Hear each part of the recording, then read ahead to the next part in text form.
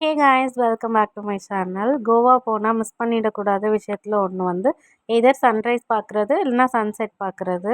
நாங்கள் வந்து சன்செட் பார்க்கலாம் அப்படின்னு பிளான் பண்ணி ஒரு நாள் வந்து பாகா பீச்சுக்கு போயிருந்தோம்.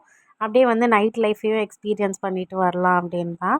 நாங்கள் ஸ்டே பண்ணியிருந்த இடத்துலேருந்து இந்த பாகா பீச் வந்து அரௌண்ட் ஒரு 750 மீட்டர்ஸ்லேயே தான் இருந்துச்சு. ஸோ வந்து வாக்கபிள் டிஸ்டன்ஸ் தான் அப்படின்னு சொல்லி வந்து நாங்கள் வந்து எங்களோட ஹோட்டல்லேருந்து நடந்தே போனோம்.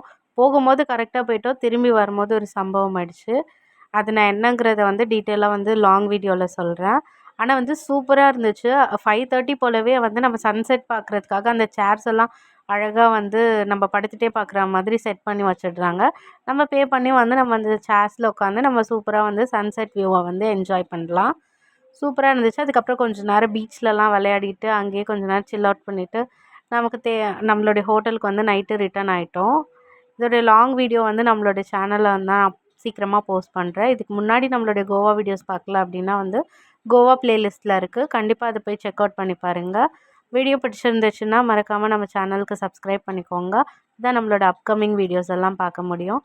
இன்னொரு இன்ட்ரெஸ்டிங்கான வீடியோவில் பார்க்கலாம். பாய்.